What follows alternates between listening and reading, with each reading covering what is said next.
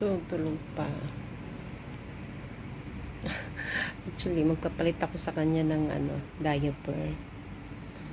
So, ang layo na yung tingnan nyo. Sira na talaga siya, oh. Kailangan ko na siyang palitan. Ang galing-galing kasi ng ate niya, oh. Ang galing-galing ng ate niya kasi mga ay, kagigising ko lang, minapagod ako kasi lately talaga masama talaga yung pakiramdam ko. Yung after kami pumunta ng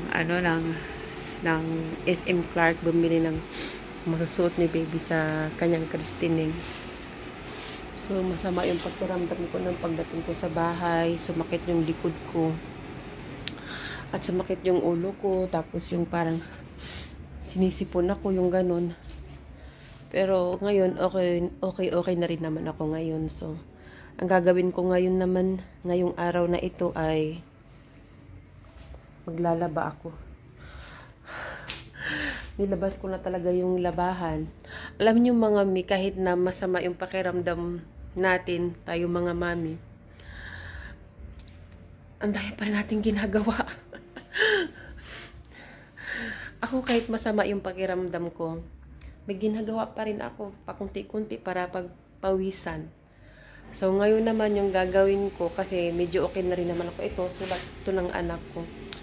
Next time, pag malaki-laki na sila, kung dito pa rin kami nakatira, sa bahay na to, kasi yung bahay na to, lang to, nirintahan lang namin to, nag-rent lang kami dito, hindi ito sa amin.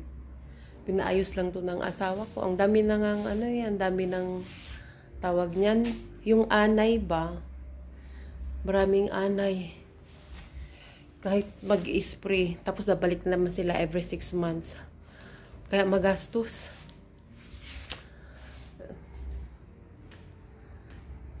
Pero masaya naman dito. Dami ko ng labahan, oh. Ngayon naman yung labahan na naman yung aasikasuhin ko kasi inasikaso ko talaga kahapon yung mga damit na mga tuyo na damit. Yung mga sinampay ko nung nakaraan, so kahapon tinupi ko. Tapos ngayon naman, ito na naman. Ganun talaga. Wala man akong, mahal kasi mahal magkuha ka ng kasambahay. Mahal. At saka nagagatas pa yung mga anak ko na 2. So, ako na lang yung gagawa, di ba? Hindi naman tayo rich, sakto lang. Sakto-sakto lang yung natin, pangkain at saka panggatas ng mga bata. So, ako na yung gagawa nito. Ako naman talaga gagawa kasi ako yung mama. So, ayun na nga mga mi. So, paghihiwalay na natin yung mga puti at di kulay. Paghihiwalay na natin yung mga plastic at hindi plastic. Char. So, ayan mga mi, paghiwalay ko na yung mga puti at saka mga dikulay at para makapag-start na tayong makapaglaba. Ay naku, muntik nang umabot yung labahan ko sa Christmas tree. Muntik na silang magka-size. At saka kulang na lang star. Nilagay ko talaga siya dyan kasi maglalaba talaga ako ngayong araw na ito. Kasi 2 basket kasi yung labahan ko mga mi. Yung isang basket nandiyan pa sa loob, sa kwarto. So yung isang basket nilabas ko para yan malabhan. Kasi ang dami, sobra. Sobra. Natingga yung labahan ko. Kaya ganun mga mi.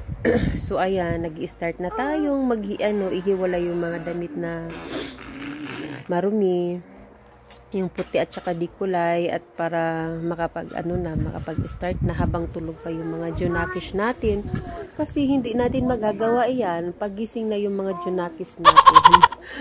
So dali-dali ka agad, dali-dali at saka habang nag-voice over video ako dito, ito naman yung anak ko na isa gusto makipaglaro. Nagising na sila.